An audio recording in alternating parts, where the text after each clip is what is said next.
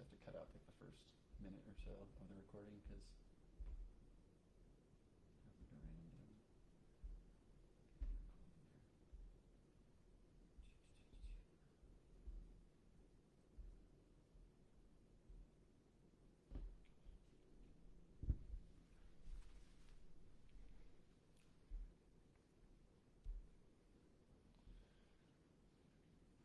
All right, cool. Well, hello, Facebook Live. Hello, listeners. And today I'm with my friend Chris George. Chris George, I met a couple years ago.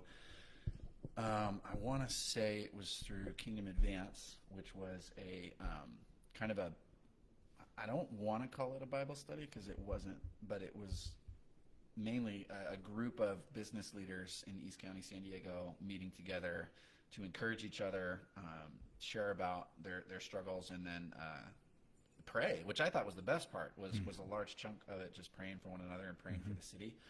I started going to that a couple years into my tour in East County in Young Life Ministry, and I met a lot of people there that were really significant to me. And oddly enough, several people that I'm going to be interviewing, including you, on the Men on Miscarriage podcast, which has been pretty fun. And then since then, Chris has been a good friend to me, a business owner in East County.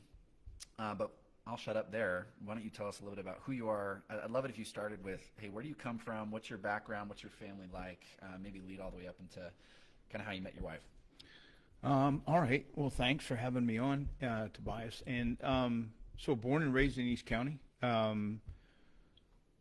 Predominantly, that's got a little bit of a twist to it. Lived in Alpine as a kid. We started in North Park, Alpine, Fletcher Hills. Kind of a weird story. Mom and dad, rough upbringing in the sense that just void of any absolutes and structures. So I think I went to eight or nine schools by the time I hit high school, and I went up doing finishing high school, two different high schools, one in McCall, Idaho, and then here at Grossmont High. So I finished at Grossmont High, but a couple of junior highs: Parkway Junior High, Emerald Junior High, McCall Donley Junior High. So 3 junior highs in 2 years. So it was problematic, but they're still together, and they both know and love the Lord, and they currently live in Idaho. And so born and raised in East County, graduated Grossmont High School, a couple of years at Grossmont JC, and then really had an appetite to go to work. So I went to work in the auto industry because my dad was in the auto industry, and so I've been in automotive retail for the most part, 3-year stint, tried to get into the life insurance business when Debbie and I first got married. So met Debbie, she born and raised in Hollister, California, and then we met in a wedding. And You met in a wedding? We met in a wedding. No, we were both in the wedding. Oh, you're in the wedding party. Okay. And 32 years ago, and have 3 boys. Congratulations. Yeah, thank you. I'm 32. There you go. Time flies. Sorry. Yeah, no worries. So 3 boys, couple granddaughters, and here we go off to the races. So do business. I run a couple car dealerships, 3 now in El Cajon, and I think it's a few now. A couple was before. Now a couple. It's a few. So 3: Mazda, Kia, Hyundai, and that's got its ups and downs and challenges, but it's good. And I love being a part of the fabric of the community. And the Kingdom Advance really came out of a heart, which I still have, just not sure how to execute, is that as business owners, even employees, people in ministry, because there was all 3 there, people in government, can move the kingdom through work and your work, because we spend, count your clock, 30 to 70 or 30 to 60 hours a week there. And, life's hard and people are broken and there's opportunity everywhere. So that's really the mission field. That was the heart of it, is how do we move the kingdom forward through business and relationships in business, the human side of things. So, married my last girlfriend, have 3 kids and 2 granddaughters. I love that. Yep. That's super fun. Okay, so you guys met in a wedding. Tell me a little bit of the story of what led up to the engagement. Oh, what led up to the engagement? I think we were... Was it fast? Was it long? Debbie's doing thumbs up in the background. She just got out of college, moved down from Hollister because we had mutual interest. We just talked about that the other day. She tells the story that I was interested in her. That's why she came. But there was mutual interest, and the young lady that she was bridesmaid for vacated her room. Obviously, rented a room with her mom, and her and I just started dating. And Just started dating? started dating. Day. She moved down. Okay. We had been talking to each other. It was long distance for a minute. Okay. And I think 6 months in-ish. Okay. It was pretty quick. 6 months in. I think so. To Somewhere get engaged. somewhere in there. I might be off by and then a year later or 6 months later, I don't remember the exact timeline. We were married, so I knew that. I knew I wanted to marry her. So, anyway, so that was dating and kind of a radical story, I think.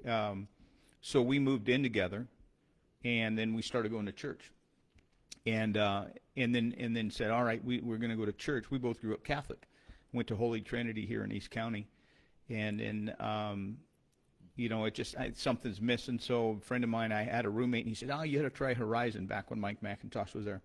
So we wind up going to Horizon. She reluctantly goes with me because, anyways, growing up Catholic. Mm-hmm. And then, one thing led to another. She accepts the Lord. I accept the Lord. It was just I accepted the Lord. She accepted the Lord. And then we got in a home group. And a buddy of mine, I just saw him recently. He lives in, I think he lives in Pennsylvania. I can't remember. We just saw him in Pennsylvania.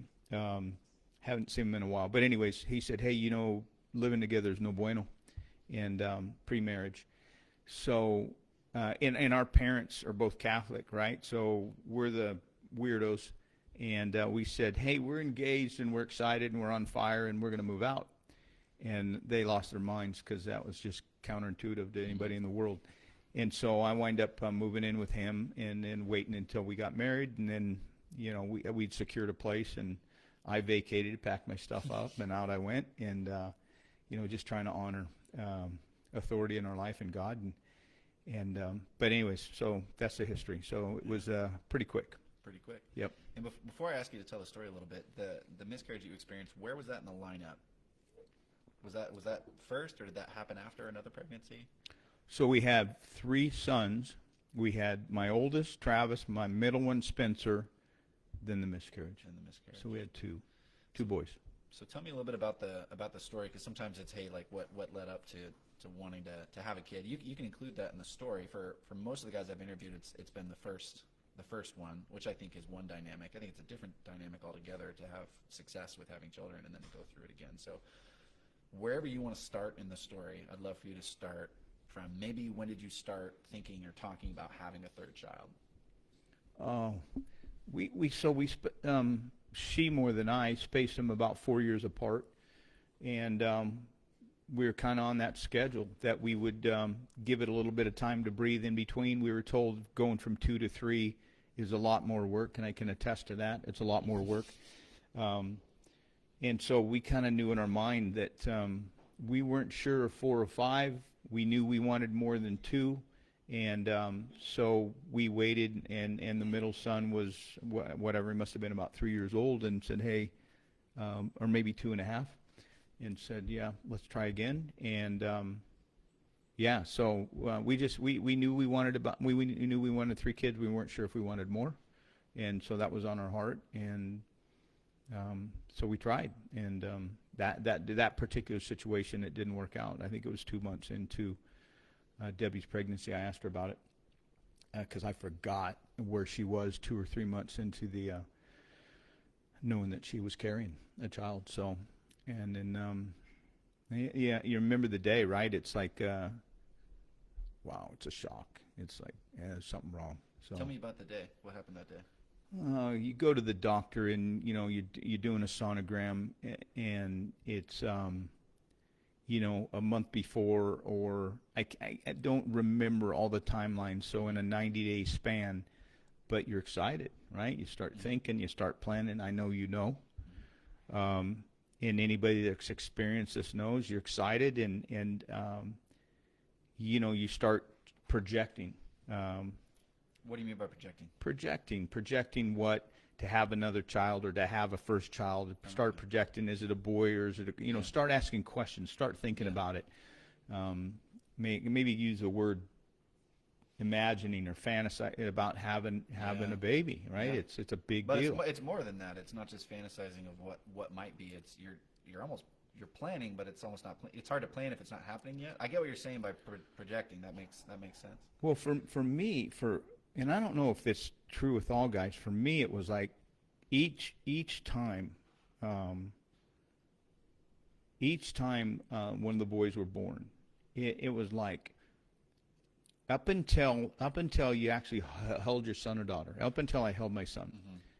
It was like it's a good idea. It's not a good idea. It's a neat idea, right? We're pregnant, and you're excited. But in my opinion, the woman's obviously carrying the child, but carrying it's much more real, right? Her body's changing. And I can see it as a guy, but it's like my perspective. Distant. It was for me. It's very distant. I call it detached, which I still feel a little guilt about that. Because it didn't hit me like a ton of bricks when I found out. It was like my first concern is, how's Debbie? Yeah. Either way, just right? immediate. That's your first concern. Yeah. So, how's she going to process it, and how do you walk through this? And so, but anyway, so 4 years apart, and to answer your question, and knew we wanted to have 3, and weren't sure if we were going to have 4. So you guys found out. You said about 8 weeks, something like that. 8 weeks or something. 8 to 10 weeks in. And then, were you at the appointment that she went in, or did you get news later? No, I was with her. You were with her. Okay. Mm-hmm. And was there no heartbeat at 8 weeks? Correct. Okay. Correct. So what was that experience like? Your heart sinks. Yeah, your heart sinks, and it's like maybe the machine's broken. Yeah, I remember that feeling. Maybe the machine's broken. What? This can't be real. It's like time slows down. Yep. And it's surreal, and so you start calculating the scenarios, and oh no, if this is real, then brace for impact. Yeah. So. Yeah, I talk. All the guys I've interviewed so far, they had mentioned that when the technician comes in and does it, they've kind of given there's always that moment where you start to realize something's gone wrong. I remember in our story, we had gone in, we had a heartbeat at 8 weeks. And then we went in again we were a little bit late for our 12-week appointment, so I don't know exactly how far out it was, but after 12 weeks go in, and the technician comes and then does the scan, and Kristen's just, I can't wait to hear the next level of the heartbeat, that kind of thing, and I just had no thought in my brain that it was going to happen, that we were not going to hear a heartbeat. It just wasn't there. But then you see them kind of do that, a little bit of a head tilt, a little bit of a, all right, hold on a second, that kind of thing. And I immediately started going like, well, shit. Mm-hmm. I think that this is potentially bad news. Mm-hmm. And then when she's like, I'm going to take a step out real quick, I'll be right back. She steps out, and then I felt like all the blood left my face. But Kristen was still just totally oblivious. And she's like, what is it? And I was like, gave her the look. Like, I think we lost the baby. And then, but she was just, she would describe it too, where she's going to interview me later this week, which I think will be really powerful for me. Total. It's surreal. It's surreal because you're used, especially I think for you, because I think it was surreal for me because I had expectations. But for you, you've been through this a couple rounds. Yeah, but your expectations don't diminish. Now, I think not having a child and then you lose a child, I don't pretend to know that degree of pain, but I think the pain in the moment, regardless if you have none or 5, is just wicked painful. Yeah, you're going in thinking, I'm bringing home a picture, right? I'm bringing home that picture, that little black and white thing that you put on the fridge. Yep. And you're going home thinking, boy, girl, name, life, potential, how's it impact your bride?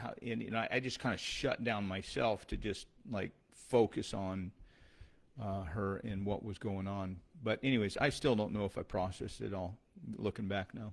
But surreal, and you're just it's tragic whether you have one or many. I mean. So you're sitting in the room. You kind of have this real experience. what did you remember, like what they said? You probably remember what it felt like, but do you remember what they said and kind of what came next for you guys? No, I just remember in general, I remember a confirmation of, we don't have a heartbeat. And no, I don't, I mean, I'm going back 23 Yeah, it's been a while. years. No pressure. Yeah. So, in those situations, if you look back at life and these moments that were big traumatic things happen, that slow motion feeling, I remember the feelings. Mm-hmm. And I don't, so the words not so much, but it's, God, is this real? Yeah. And just in that moment. And so, no, I don't remember the dialogue, and or even if I asked any questions or what like that. It's just like, all right, how do you cope with this? Well, how do you process this? What's your wife feeling? Yeah. So you got the news. Then what came next? Because usually I don't know what the options were 20 odd years ago, but do you remember kind of how they responded? What was the protocol? I don't remember that. Yeah, I should have. That would have been a good question to brush up on, because I don't remember post that. The only thing I remember is that, like, I'm in there and the technician's in there and working the ultrasound, getting the news, processing that. And then there's this gap. Don't remember driving home. Don't remember if it was a couple days later or whatever, where everything passes. Remember tears, right? With specifically for my wife's tears. Yeah. But I remember going, because we went, like, I felt like if I could look back in time, we went from that space, which I think is, to me, is really important to our story, is we went from that space to the living room. I think it was actually the office of lifelong friends of ours, which you just met a minute ago, that she was here, and sharing the news with them. They were our closest friend. We went to church with them before I told my parents or anything. And just sitting there and letting Debbie process, and me obviously, but her walk through that, verbalize what was going on, getting some input. And I remember those two things vividly. And Debbie's just broken, and I felt, I don't mean stoic in a good word, but just I felt detached. And it happened, not my choice. Yeah.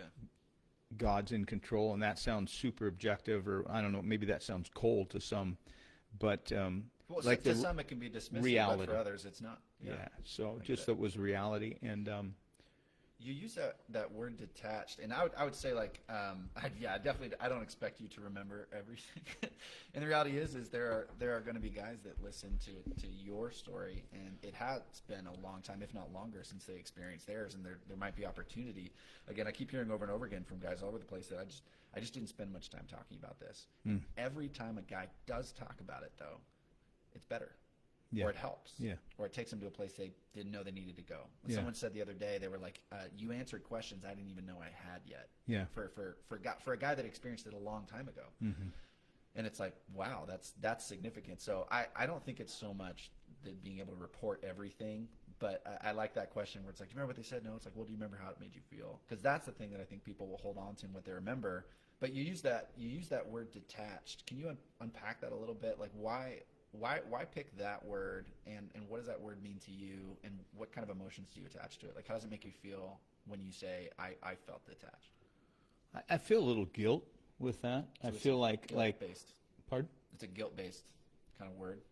Um, Because some people Yeah, might say I detached, and guess- it's like a good thing, So that's why I'm trying to define that a little bit. Well, guilt in the sense, I guess you could say it's guilt-based. I never thought of it that way, but you I think you're accurate in the description. Like, I should have felt more pain because I watched my wife break, and it's in that moment is like not really how I can control this, but how can I navigate?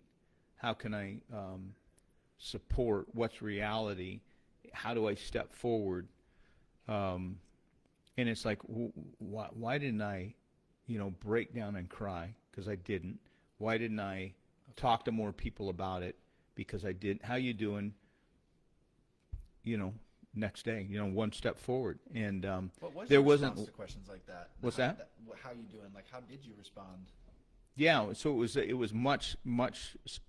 paralleled the actual event. It was, it wasn't a Heisman Trophy, but it was pretty close to, doing okay. And then the next question is, if I'm not going to open up, well, how's Debbie doing?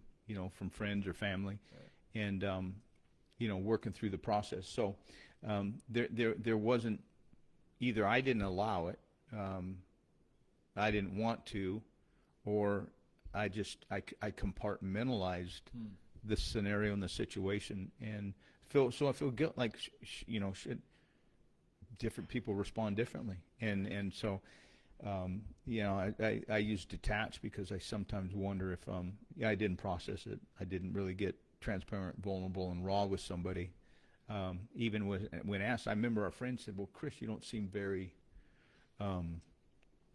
upset." I said, "No, I'm upset. I just, not displaying emotions in this way, and frustrating, and there's nothing I can do about it. I mean, there's nothing I can do about it. That life didn't come to fruition is not really my choice." It's interesting that you say that, because that was huge for me in the feeling that I got, because that's why I asked detached and stuff, because my experience, I would say, similar to what you're saying. I didn't speak or respond a lot. When people asked, I would engage, and I think maybe some people would be like, "What are you talking about? You're leading a podcast on it now. Like, you're pretty vocal about it." I'm like, not for me. I wasn't. No. Like, I definitely, there was. I mean, you saw me Mm-hmm. pretty. Well, for those that don't know, we sorry, we probably should have talked about this at the beginning of the Miscarriage, but sorry, beginning of the podcast. But I remember we stayed with you the night after we had the Miscarriage, because we were selling our house, and Monday was the day we handed over the keys, or we're going to hand over the keys that Monday evening. And earlier that Monday afternoon was when we had the news about the Miscarriage, and it was that Monday night was the first night we came to stay here, because we were for at least a couple days homeless, and we stayed in your guys' guest room. And I remember, I don't know what you remember, but I was just, again, it's that surreal. You're totally shocked, didn't expect it, but I wanted to talk, but I couldn't. It wasn't. I was detached, but again, it's interesting that you define it that way too, because I definitely felt detached. But I really just didn't have the words to say. I didn't know what to say. I felt muted. I felt like someone hit the mute button on me. And it's not like I was afraid of saying something wrong. I feel like I couldn't speak. So you mentioned people kind of coming up to you and you saying, "I feel like there's this word detach." So what I'm getting from you is like you kind of started to emotionally detach. Do you think that was something that was? Is that accurate? Emotionally detaching from the situation.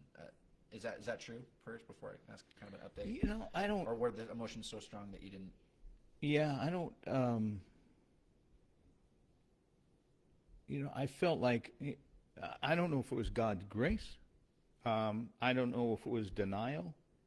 I don't know if it was putting things in perspective and a reality that we really don't have any control over anything. I think much of life is an illusion, and we are so narcissistic. We think we have control over things, and I wasn't that wise. So if you go back 23 years ago, I'm 56, so do the math. I was a young punk and a young immature man, and so I'm just wondering if God's grace and just really, it is what it is. It's heartbreaking, horrible, sad, and disappointing and discouraging, and we got to get up tomorrow. So I'm not sure of all that, because if there's something I'm walking around with or carrying that I haven't unpacked through the trauma of that, I'm not aware of it. So Yeah, you may not have it. So, and that's the other thing. I may not have it. So try not to be in denial. But it was just stepping forward, and yeah, I can't control this, and I know that baby in God's hands, and that was the reality of it. So, yeah. And I remember that night you guys came over. It's my perception would be, or my definition of what I saw was raw and numb. There was a rawness to you guys that was just like heartbreaking, and then yeah. we should talk about it, but in time. So Yeah. Okay, so you mentioned feeling a little bit guilty, not crying, not going there, but and you said like maybe you didn't need to, like maybe that wasn't exactly what it was, but can you describe to me, best of memory, where did you feel like where you didn't show up with it in her? Like, was it just crying together? Was that all that it was, or was there something else, or some other sense or feeling that you guys weren't in it? That's an interesting question, especially having two kids prior, and I think the questions. Well, so when your kids hurt, you hurt, right? Like when we had a situation in the last 5 years, one of my boys hurt to the core, not physically, but heart and emotionally, to the core, and that, for both of us, broke my heart. I mean, you feel your kids' pain forever. You feel their pain. At 6, 26, and 56. I don't have kids at 56, but I just, my oldest is just under 30. You feel their pain and the weight of life on them. And so, and we share that, right? Debbie and I share that. And I don't know that we don't share it equal, I'm certain, but there's this mutual, we're going through this together. And because I didn't feel what she felt, I felt like she was going through it alone. That makes a lot of sense, because you're saying you'd experienced being able to walk together with kids prior. So you have a pattern. You have like, this is what it looks like, feels like. I know what it looks like, feels like. And now there's this other thing, and it doesn't feel like that at all. Exactly. Oh, that makes a lot of sense. And that's, I think, where the guilt comes in. I didn't. Anyways, didn't put all those pieces together. So, what happened right there? Well, I was just thinking I didn't put all those pieces together of like what's happening in the moment. The weight of that pain in her, and I didn't share it, thinking, well, maybe I should have, and supported the best I could. Yeah. So, got it. So that has kind of played with my thinking over the years of, why, she's here in the pain level and I'm here. Yeah, it just made me question. What was it like grieving and then also having two little boys that you're caring for at the same time? Like, what was helpful about having two boys to come home to after that? And then maybe what was tough? Did it make it easier to grieve? Did it make it tougher to grieve? Like, and then also, like, what did you guys do to cope? Because you've still got to go home and be parents to two little boys. Yeah. I think loss creates appreciation and greatness. Loss creates appreciation. Oh, for what you have. For what you have. And so I think we focused on, that we've been blessed with two just beautiful kids. Yeah, you look at them differently, I bet. And yeah, so I think that shifted, and then in time, right, we had a third, and in time, knowing that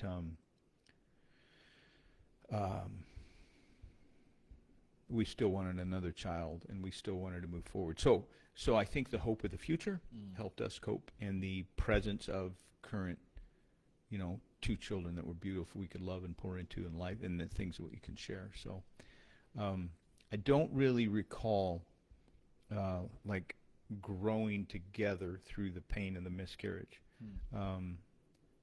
I don't recall growing apart either, though. So it was two different paths. She's here, I'm here. And then eventually that converged where, all right, we're going to try again. We're going to move forward, and pins and needles until you have delivery. Yeah, tell me a little bit about that. You just, when are we safe? When are we out of the woods? When is it? It feels like your trust has been broken in the process. Holy smokes! And you're just waiting. When's the other shoe going to drop? It's happened. It happens to a lot of people. It could happen again. It could happen again. And nothing you did wrong. And nothing you can do to stop it. Yeah. So it's So that's just tough to process and wrap your brain around. How did you survive that? Is it just tried not jumping out the window the whole time, or like what was it that helped you get through? I mean, ultimately, like you just time. But was there anything that you found that helped or hurt in that time of trying to get to that next space? Because that's something a lot of people go through. As Kristen and I are trying again, that's something we're going through too. So I think the process of you talking about it, I think the process of people reaching out and saying, you're talking about things I haven't asked in a long time. You mentioned that before we started, and relating that we're not alone. Like that's not unique to us. Mm-hmm. I think the process of this family had this happen, and they kept going, and then this extra son was born, or these extra 2 children are born, or this first child was born, instills a hope. And if you have that in your, I said earlier on that the next thing we did after visiting with the technician, that we went with our friends, I think if you have that support group, and that support group most likely has gone through what you've gone through, because almost everybody I know has gone through miscarriage. Mm-hmm. Tons. We don't talk about it, but we've gone through it. Instills hope. Like we can risk. We're going to risk, right? We're going to risk being hurt. We're going to risk for the hope of, and then other people have done it, and God's been faithful, and they've, birthed a beautiful baby. Yeah. So you mentioned, a lot of people have done it, but they don't talk about it, and then you said guys don't talk about it. So why don't you think it gets talked about? Like, what is happening that is causing that trend?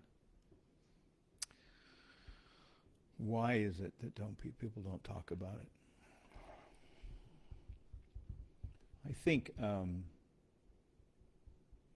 I think that's common in all difficult life situations. Either the person that you're talking to doesn't have the interest, capacity, or depth to relate, or they're fearful of what to say. Say that again. They don't have the interest, capacity or depth to be able, like, we have a gentleman, 20-year-old gentleman, that works for us. And just last week we had an event at the store. And he comes down and he's so excited about the event because the group at the store is Youth Venture. And Youth Venture, it was a fundraiser for them for a golf tournament they're having. He says, I was a part of Youth Venture, and he's super animated, and he hasn't seen him forever. And I remember my youth group leader. Mm-hmm. This kid's 20, young, big, strapping young guy. And that was about 5:15. At 6:30, he's leaving the store in a mad dash because he got a phone call. His sister, that's 6 years old, just got killed. And so it's tragic. And so most of the people in the store, it's you walk them, hey, how you doing? But there's not, it's like, what do you say? You feel awkward. And I think when you talk about the pain, and you give permission for people to talk about the pain, it's therapeutic. Mm-hmm. When they're, and not everybody has either, they're not comfortable, or the courage, or comfort and courage go together, or what do I say? You might say, what do I say? So I avoid it. I think frequently we avoid things that are hurtful or hard, and every single time, once you kind of get in under the layer of the surface of life, it's like, oh, you're like me. You've had a similar situation, or it's therapeutic because you just listened. You don't have to give me answers. You just listened, and it takes a minute to get there. So you could say, hey, why don't we do that? You could say the speed of life. You could say, hey, we have relationships that are an inch deep and a mile wide instead of a mile deep and an inch wide. Mm-hmm. You could say we don't have time. You could say we're addicted to our phone. Pick something. Socially, culturally. I was commenting with somebody just yesterday.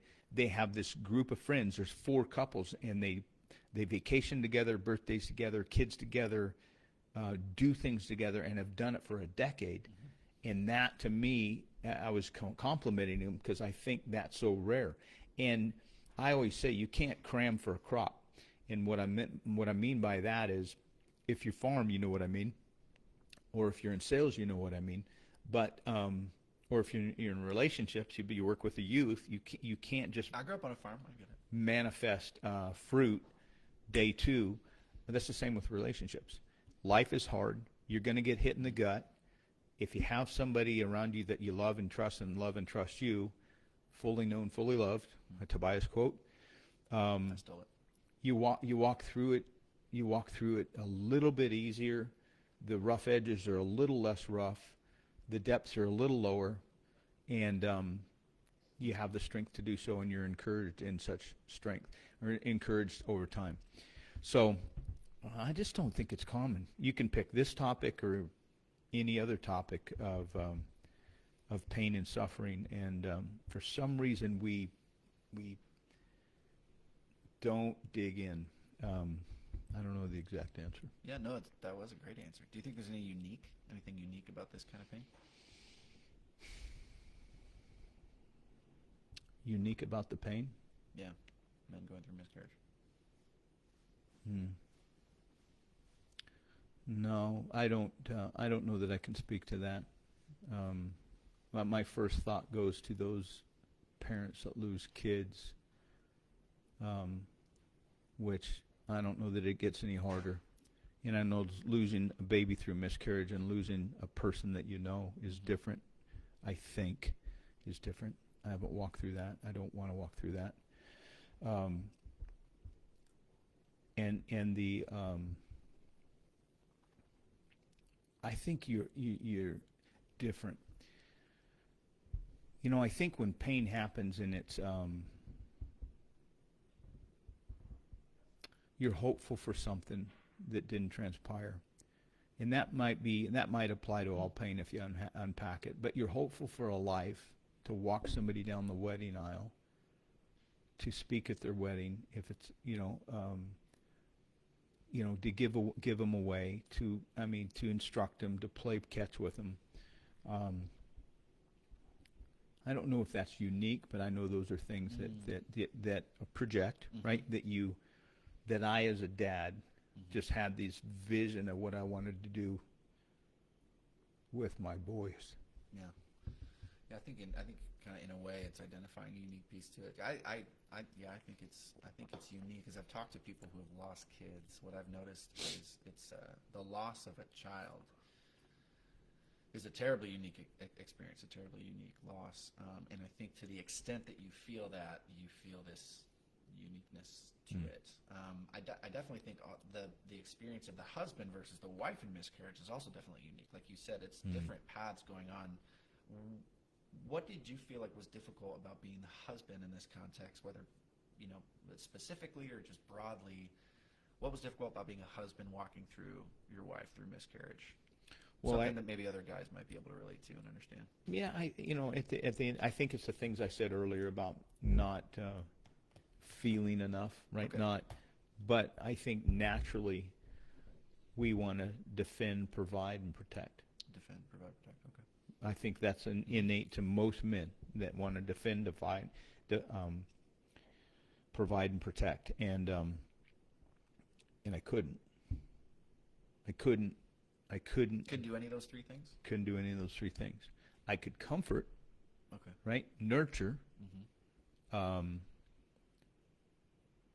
But my natural instincts and tendencies, I couldn't make this go away, couldn't control it, couldn't contain it.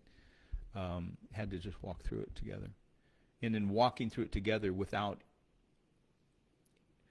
I don't want to say equivalent levels of emotional reaction or emotional feelings, made it harder for me, I thought, because I wish I could relate to her more. And I just knew it hurt, knew it was hard, and moved forward. So when did you recognize that desire of, like, I wish I could relate to her more? Was that in the moment, or was that later? When we were talking with our friends, so Okay. within hours of Okay. so you spoke that out loud. well, Or was that just a feeling? not spoken out loud, but one of the wife of the friend said, you don't seem like this has bothered you as much as it's bothered So Devin. they identified there's It was a definite. disparity here between Yeah, the two of you. definitely. So that was early, quick. So was it also early, quick, or when did you recognize that you couldn't do those things that your instincts were driving you to do? And how did you cope with that? Oh no, that was immediate. That was immediate. Yeah, this is out of my hands. So it's yeah. So How did you how did you personally in your own world, how did you, because if you guys are on different paths, like how did you cope with that? Like was it just a shrug of the shoulders and just kind of like, this is just kind of how my psyche allows me to do it? Or did you have any phrases or besides God's got it, like that you just like repeated, or was there any activities that you did or threw yourself into that kind of helped you cope with that? I don't want to be no. Okay. And I don't want to be so bold to say that I felt like God insulated me, because again, I don't want to misconstrue denial for reality. Okay. But I know I felt insulated through that. Yeah. Like I could walk through that, be okay, keep going, comfort Debbie the best I could, and I knew the future would be okay. I just knew it would be. I don't know why I knew it would be. I knew it would be. And so there was no, rain dance, step forward, backwards twice, and three times to the right. Right. It was just was. Yeah, and I think that's what a lot of guys experience too. Is there's no magical answer. I think sometimes getting to just listen through the feeling of stuckness, or like you mentioned insulation. It's so funny to me, the words we choose to express the feelings that we're under, because every guy processes a little bit differently. Every guy's gonna go through it a little bit differently. But I think the words we choose, I love kind of asking deeper questions about that. But I feel like you've unpacked that. That insulated word is just an interesting word to choose, because it almost has this protective quality to it, which I think is kind of what you're implying is part of not feeling so much, is in some way you felt protected from having to experience those emotions, those feelings. And the only reason I even bring that up, there's been literally a handful of times in my life where there's been a similar event that has had the propensity to be or was traumatic, where I feel like time slows. I can see front, back, forward, right, left. I can't control it. I feel like it's something God's given me. So my next question is, what was the hardest part about being a husband in that? I remember you told me a story when we were talking about it last. You had just gone on a vacation, like got behind a boat and everything, and you used this analogy that I found to be terribly helpful to think through what it was like to be a husband, not just probably during miscarriage, but just when there's these, you describe these two-lane detached experiences, not wavering, but just detached. Do you remember that analogy? Would you be able to unpack that a little bit? yeah, so being on different planes, right? In marriage, we're on different planes all the time. And in that situation, those things, you're rocked to the core, hearts are raw, and there's this, and we don't process or grieve equally. No, I mean, none of us, right? And now your marriage, and so I'd shared with you that gave me, I thought it gave me perspective of just like a word picture of what was going on. And it's a principle, and the principle is the slowest one in the relationship always dictates the speed. Mm-hmm.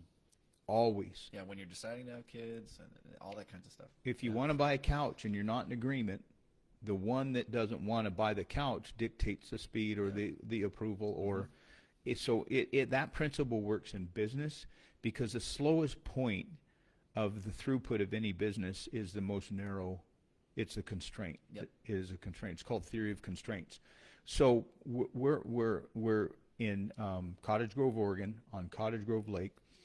I'm driving my buddy's boat, and I've got our three boys. At this time, we had three boys, and his three boys on one tube. And if you've ever been on a boat or skied or wakeboard or whatever, the universal sign for more speed is this, and slower speed is that. Yeah. So we've got all these boys. The youngest of the whole batch is the person you borrowed this equipment from, Jeremy. And he's, I don't know, sub 5 years old. He's a little guy. And all the older boys are like, Chris, go faster, go faster, go faster. I'm going faster. Jeremy's crying. And he's going like that. Slower. So I slowed the thing down until he stopped crying. He felt safe. Yeah. Till he felt safe. Yeah. And all these other guys are just like, throw him off, right? They want to launch him to go back to shore. So he's got a life jacket on. Let him swim back. Yeah. And so I think that happens in relationship with how people process grief, how you get conflict resolution, how you resolve really any differences. And in walking through this, it was like there's this picture of, in my mind, of I think, grace, like, hey, why can't you get over this, right? And I didn't say that. Right. That's harsh, but I can tell you it went through my head. But you're curious as to why there's a different pace between Well, the two of you. yeah, well, there's a different pace with everybody and everything. And yes, I was curious, and that picture of when he felt safe and secure, his emotions changed, right? And at the end of the day, I've got the throttle, and not playing God here, but I was the one that could make him feel safe or unsafe. And I think that happens in marriage. If somebody's going too fast, trying to accomplish too much too soon, or process something, and is intolerant or impatient or doesn't understand, you've got your own pace. So I think that's much of a relationship is, and that speaks to a conflict and unmet expectations, which is that whole origin is where having unmet expectations of judging other people where they should be, and it's wrong. Yeah. So Yeah. that was the story. I remember when you and I talked about it, you mentioned too that the unique position during a miscarriage time of the husband being the one behind the boat and the wife being the one in control of the speed, like you said before, like that. And I remember I resonated with that image so much because I think for us, because Chris and I are close, like you and Debbie are best friends. Like, it's like we love being together, love doing stuff together. There's no sense that I want to get away from her at any time. It's a joy to come home from work and see her come home from work and stuff. But when it came with this emotional processing, it felt like, again, she's kind of in control of the speed. And I single skied a lot, when I was a kid. My dad was really into it, kind of got me really into it. I love doing that. A slalom ski, as some people might call it.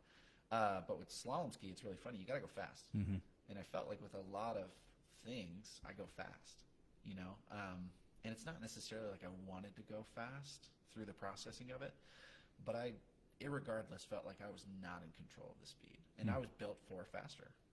Get over things faster, move through things faster. I just didn't sit in things like that. And then when I've got a spouse that is just getting destroyed and getting knocked, I feel like you probably get that feeling though when the boat slows down a little bit. If you get it to the end of your run, you kind of do that slow kind of sink into the thing. And then you got a good day and the speed gets up, and then you got a bad day and the speed goes down again. You feel like you're just trying to hold on to this thing because you're completely out of control in regards to how fast the conversation, how fast the healing is going to be going. I also think, to your point, I think the concept, and I don't know that I've never heard this verbalized, but the concept or misconception, in grieving, that if as you grieve, the pain really never diminishes, just the gaps in between them do. The gaps in between them increase. The gaps of healthy emotional. So the pain's still there. Just that you get times of relief or peace or healing. It just widens, and to think that would be on a parallel track with another human, even though we're married and we're best friends, and so in my brain at that age, I couldn't quite process that like you've articulated, and had the wrong expectation of like, yeah, let's move forward, let's get over it. Also, how come you're not like better with this yet? Again, didn't say it, but that's what you're thinking. Lost my train of thought. But anyways. How long did you feel like that disparity between the two of you being on the same page lasted? Did it last all the way up until the third kid? No. I don't recall. I don't recall. Did it feel like a long time or no, a short time? It didn't. It really didn't. I think sometimes that can offer hope for people who may be experiencing that same feeling, just knowing that it doesn't have to last forever, that it can change. It doesn't last forever. Yeah. Not it doesn't have to, it doesn't. That's good. Why do you say that? Well, because it's just, I guess it can if you hang on to it. Okay. I think that's true with any. I just think, we have to have hope, and we need to it help, and knowing, like I said earlier, that life's hard, the hits are coming, we're going to get stronger through them, because you can get stronger, you're going to get bitter. I mean, and if you get stronger, it's a healthier trajectory and a healthier and you make it through it. It's yeah, so it doesn't last forever. I had a friend share a kind of a drawn concept about grief. And it's Betty Wells, she shared, I think I got it from her, but it was like the grief box. And it was just this like two-dimensional idea, like you got this box, and then on the side of one of the walls is a button, and that's your pain button. And then when tragedy happens, you've got this big tragedy ball in your life, really really big piece of tragedy. And when the grief box, which sits inside you somewhere, when you move, you go throughout your life, you live, the tragedy bubble or ball, whatever you want to call it, bounces around. This big ball hits that pain button often when the tragedy is really big, when it's really significant. Over time, tragedies get smaller. The loss of someone or the loss of money or the loss of whatever, and in the moment is big, but you learn how to survive. You cope. You find ways to do it. Healthy or unhealthy, you do that. So the tragedy ball gets smaller and smaller and smaller. But as you move around, it still bounces around. And when it hits that pain button, it's the pain button. There's no level 1 to level 10. It's just the pain button. And when it hits the pain button, it feels just as strong as it did the first time it hit. It just hasn't hit in a long time. And then over time, that tragedy ball gets smaller and smaller and smaller and smaller, if or until another tragedy appears. Mm-hmm. And then that tragedy ball grows a little bit. And so the pain that we feel in tragedy isn't necessarily always attached to one experience, Mm-hmm. but just the experience of loss in general. So sometimes miscarriage can be the nail in a coffin in a long line of hardship and heartache, and sometimes it can unpack things going on inside of us individually. I think sometimes it can unpack things going on inside of a marriage, going on inside of a family. Was there anything that the miscarriage you felt like shed a light on in you, or shed a light on in your marriage or your family, that kind of opened something up that became more raw through going through this tragedy? Let me back up to him just 1 second. Yeah. It would you said, I think you said, does the pain, does it, I forget how you said it, does it go away? At the end of the day, if you live long enough, you're gonna get hit. You can hit more. And if you live long enough, depending on, you get stronger, you become a victim.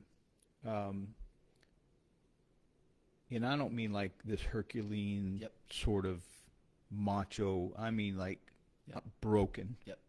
Broken but not out. Yep. On your knees but not done. Yep. That, I've watched through personal experience. So our third son wouldn't trade him for anything. Didn't know the third person. Know the fourth, which is our third son. Wouldn't trade it from beauty from ashes.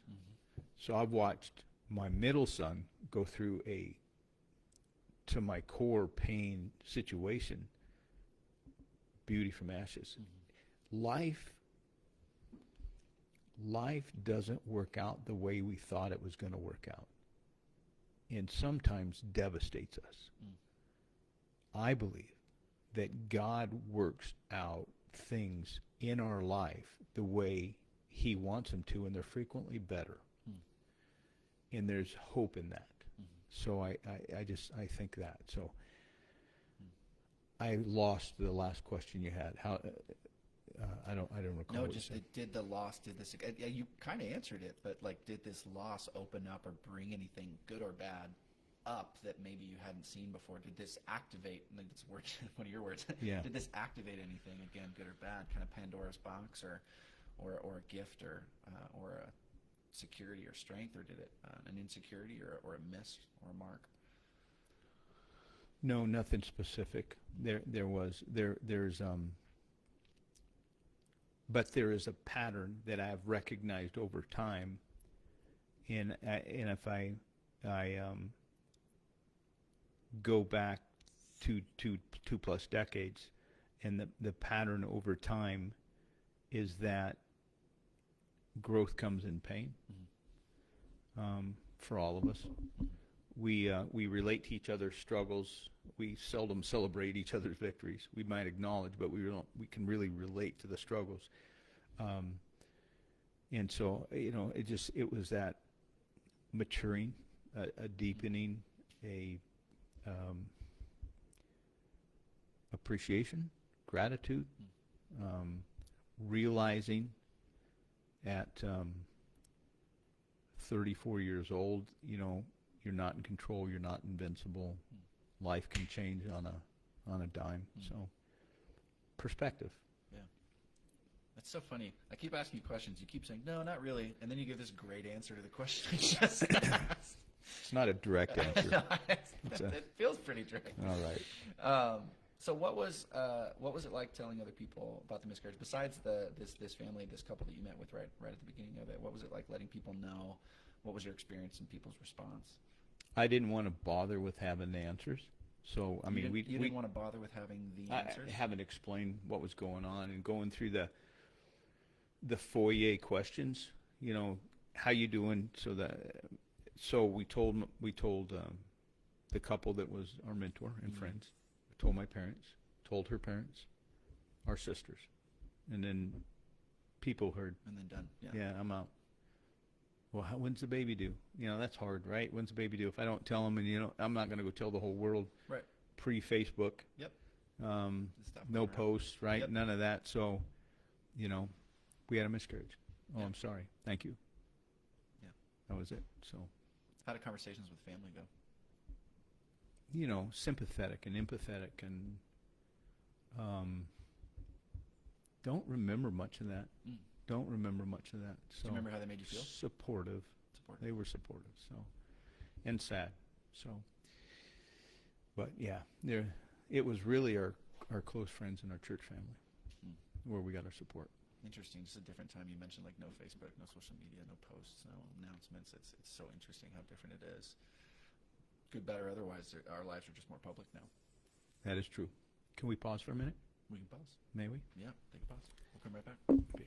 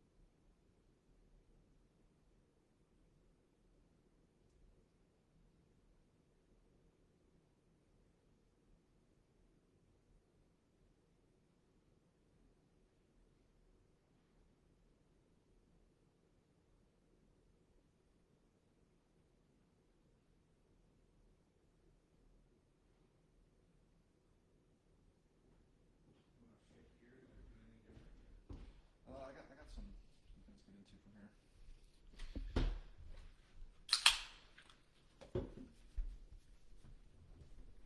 All right, cool. Thank you for sharing that. Appreciate it.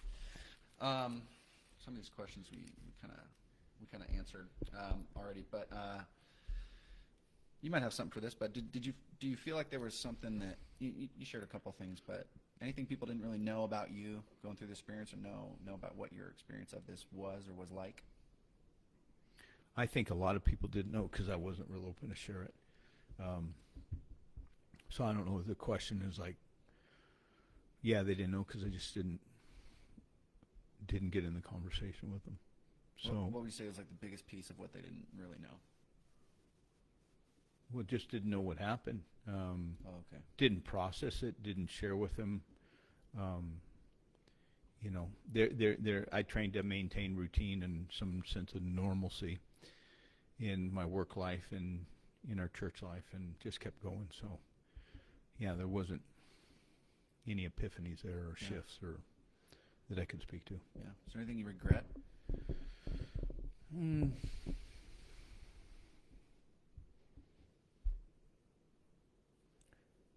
I wondered, regret. No, nothing I regret. You wonder, what that life would have been like. Right. You wonder why. I think, looking back, it's the wrong question. Regret? No, but wonder definitely. Yeah, you had hopes. Yeah, exactly. Yeah, I think regret sometimes doesn't always. I think we have a negative public definition of regret. Sometimes regret can be this thing where it's like regret always has to imply some kind of mistake or an unmet expectation that it shouldn't have been there in the first place. But I think sometimes it's lots of things we wish we would have done different. Well, I guess in my definition of regret, you say, well, there's something I should have been different, right? You just said that. I don't know. Yeah, what else could you have done? What could you have done different? We showed up, we went to the doctor, we weren't using drugs, we weren't smoking, we weren't drinking. I mean, I think for me, I regret, at least after the fact, and kind of found this out later down the road. I regret not physically sitting with my wife more afterwards. really? Mm-hmm. Yeah, I think Why? because I think in the end, what I had felt was there was an opportunity for me to do a simple thing that she needed, and I used my confusion and I used my lack of awareness as an excuse to not try something that, in hindsight, I look back and go, I think I said no to that more times than I want to admit. Not I didn't know, not I avoided it. Well, no, I avoided it, but I think I wanted to, just in the midst of brokenness, be like, I just don't have the energy or don't have the space for it. It'd be interesting to hear the feedback as you do these and more people share, if that's common from the guy's perspective. Yeah, that would be. Because back to the point of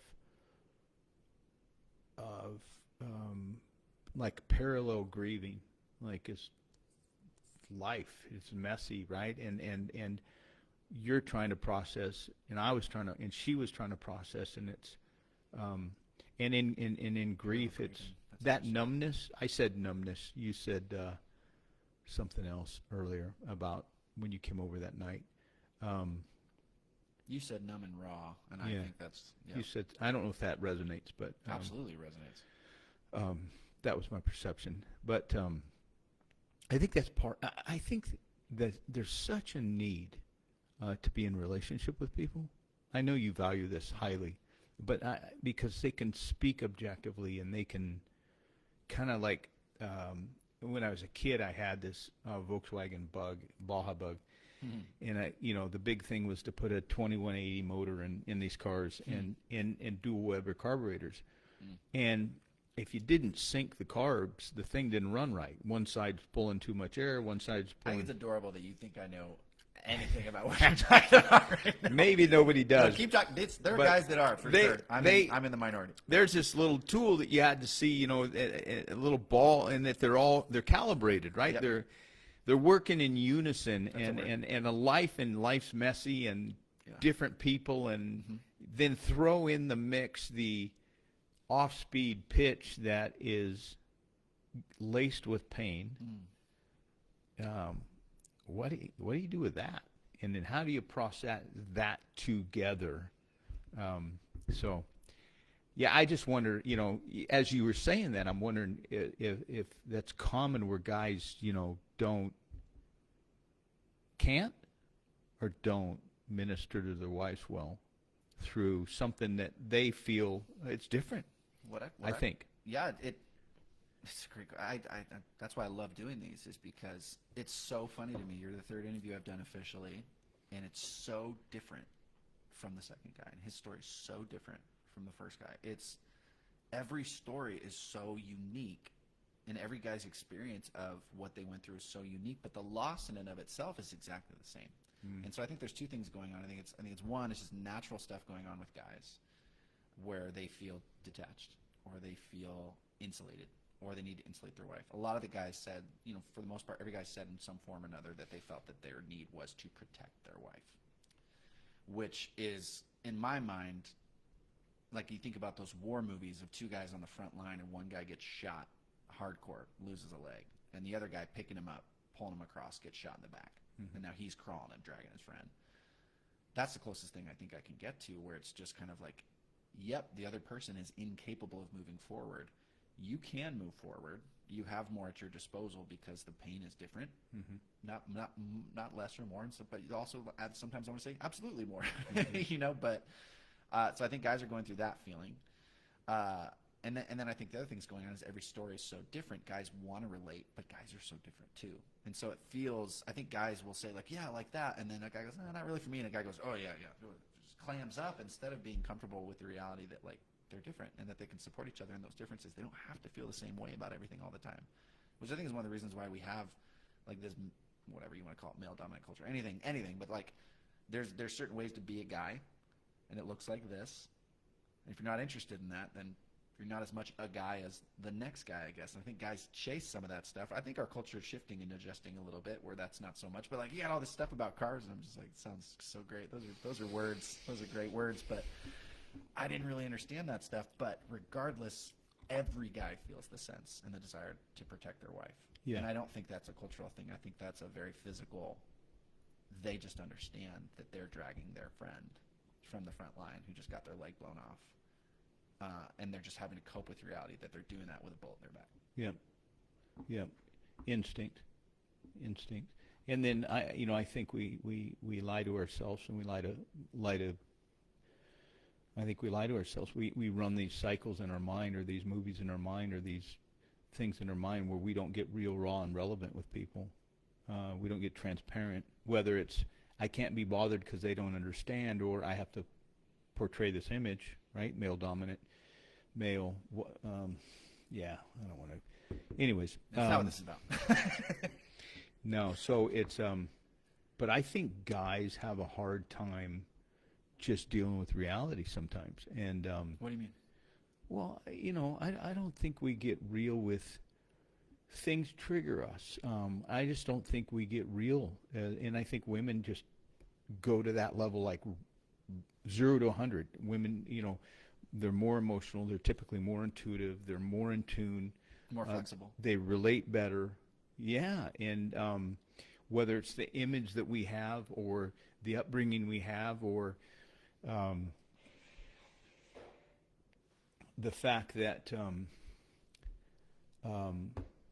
we're performance based, right? We compete, and if we let our guard down, we're less than. That's an absolute lie, and I think we've bought into that, and I think we adopt that as a way to cope, or a defense mechanism to portray something that we're not actually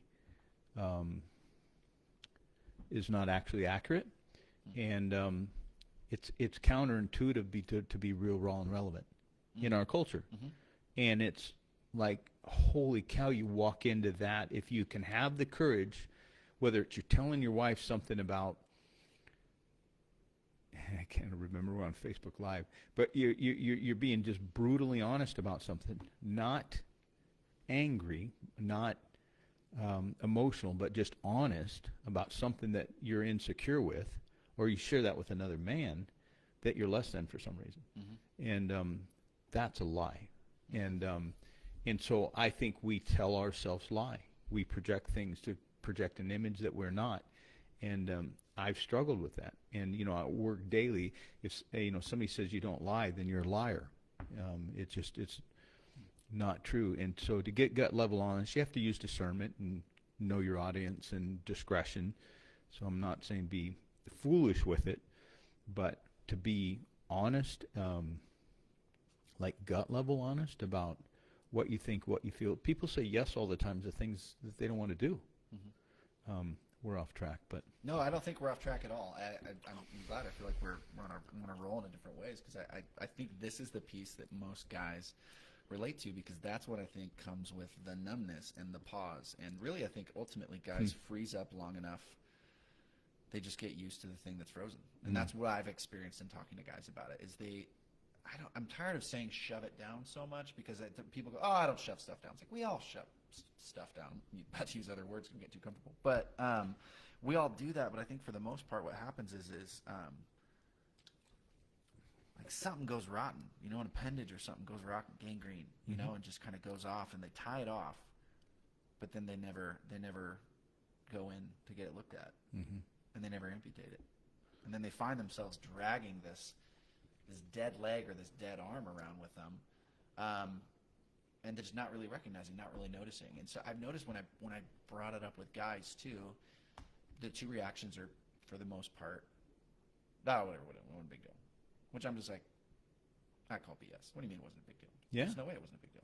It's huge. Yeah, but then there's other guys too. You bring it up with, and Bailey Jack, who I interviewed earlier this week, he was a pastor at Solana Beach Presbyterian, and he did a sermon talking about the miscarriage. He said when it was over, he had a line of 50 people up to talk to him, and he said half of them were guys.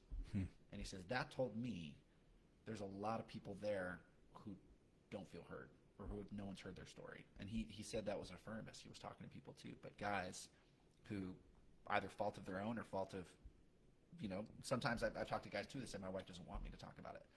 Which I was like, if there's any women listening to this, I know how hard it can be, but if you have a guy that needs to talk about it, you have to find an outlet for him to be able to talk about it, because the damage not talking about it when you know you need to is just as damaging as talking about it when you need to not.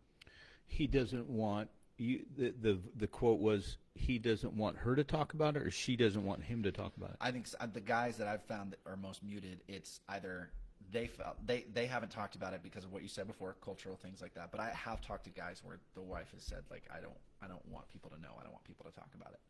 Which is, I think then the guy goes like, well, crap.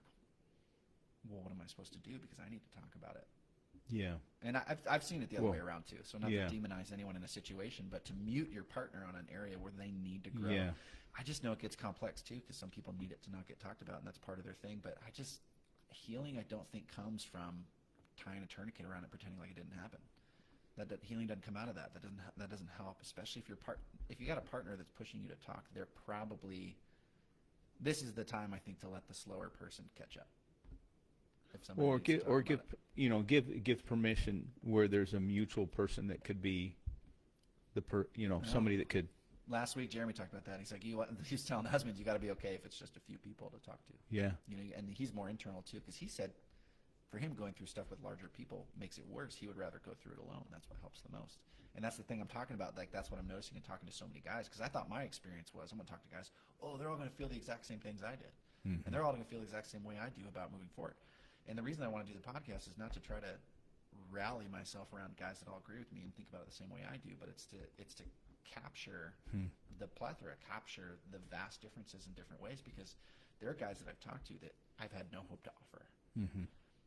Because the way I coped and what I needed to do with it was not how they were ever going to grow through it. It just never was going to be that. And so I felt like, well, crap, now I just feel like there's a guy who's trapped here he needs to talk to a guy that does feel the way he does, that does respond to this issue, this loss, the way that he would, so that he has somewhere to go.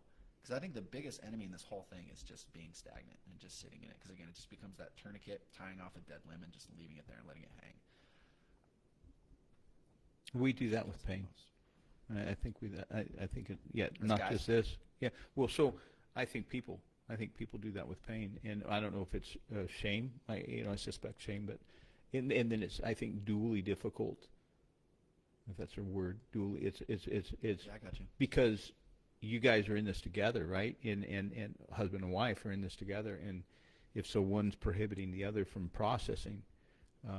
To your point, it's it's therapeutic to get honest, to get raw, to get vulnerable, and we're going to get gutted in life, and it's and we can heal. So, yeah, I'm just echoing. No, it's good. Yeah, if any of you are interested in listening to this one, I would go back and listen to the Billy Jack podcast interview. He talked about the dumb things people say. Did you have anyone say anything dumb to you? No. Have you heard anyone say anything dumb about it? No, man. I actually, it's like a guilty pleasure. Some examples. All right, come on. No. It's they can go to the other podcast. We're not talking about it here. But you can imagine, though. I think some of the big ones. Billy Jack's big one that he hated is, well, God just needed another angel. And he was like, God's not some mass murderer killing children so that he can have company. No. Like, that's just not helpful. So anyone listening, don't say that. But yeah, there's a lot of dumb stuff that people. And I think that's what people are afraid of. Like, they don't know what to say, and they say something stupid. Frequently is a sincere a sincere ear, or ability to listen and ask a question, and we don't have to have answers. Yeah. If the person Yeah. that is comes alongside, we don't have to have it. In death and loss, there's no answers. We're not. So. Yeah, his advice, surprisingly enough, was if you have something to say, say it, because it's always better to approach and to sit That's good. with, Good to word. be in, Good word. even if you say the wrong thing. Like don't.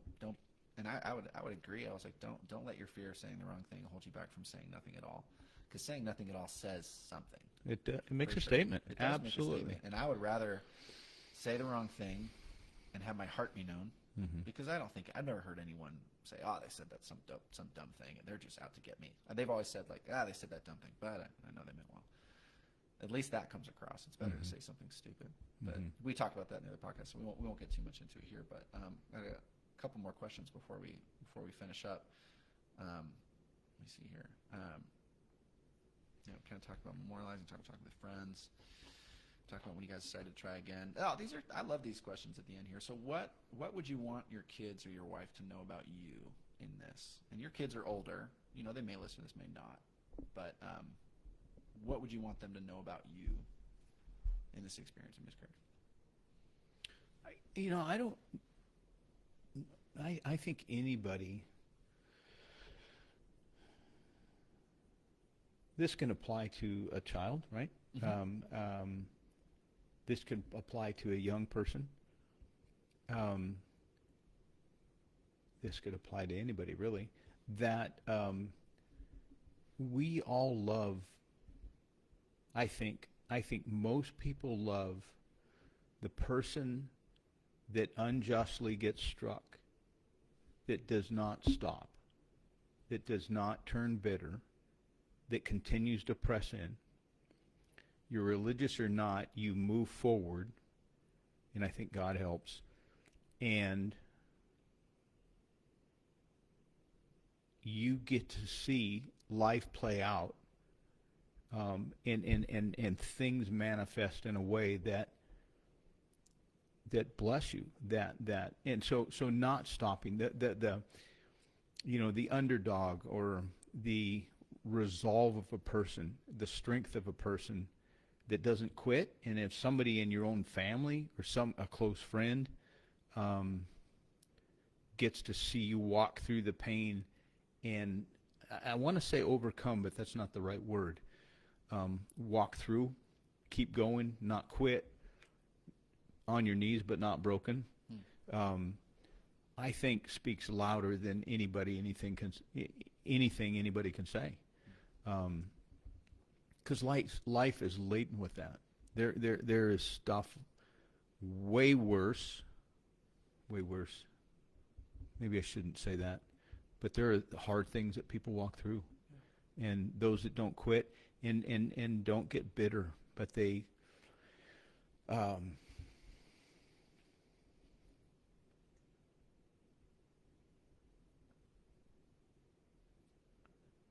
think the edges come off of us through pain, and I think that speaks volumes to our kids and the people that know us best. What would you want? God, I hope you never have to go through this, but what would you want to do? How would you want to approach it if one of your boys were to go through this? I know there's at least one dad listening to this trying to figure out how to support his son, because it never happened to him. What would you do? How would you approach that? What would be your advice to somebody with a child going through this?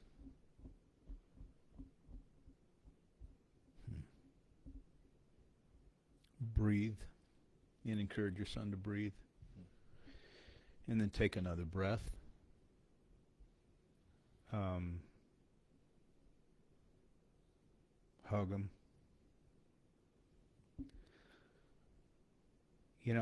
That's a hard question. Listen, make time.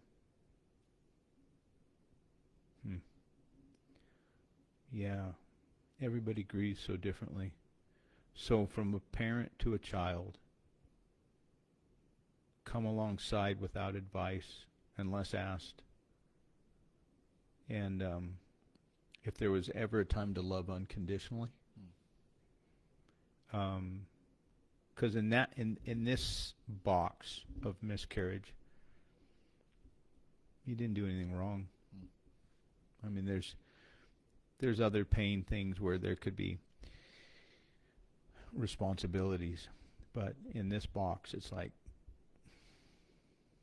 yeah, we didn't do anything wrong, and what we were hoping for didn't happen. And just being able to share pain, permission to share pain from those that are hurting, give them permission to share pain,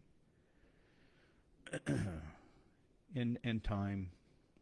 So, yeah, there's some other practical things, but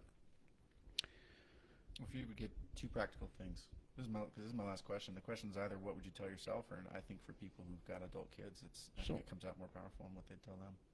yeah. So I'm thinking about this kid that just lost his sister. It's different, right? He wasn't involved in like what I'm sharing with him now, and this is like today. Like this happened last Friday. Of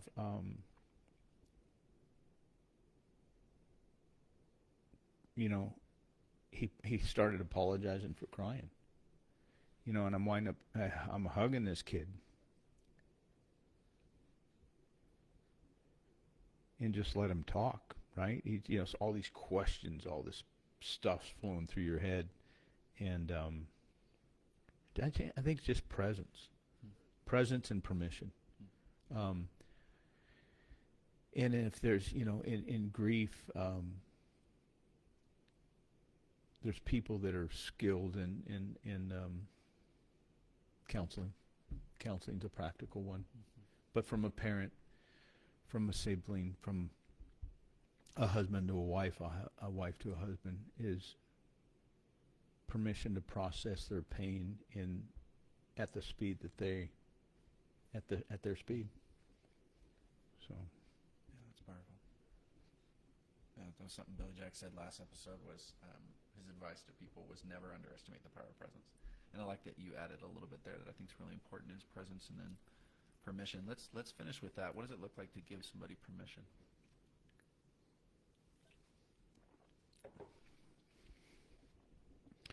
Well, from a miscarriage is different. So in miscarriage, if you're the father to the son or daughter, how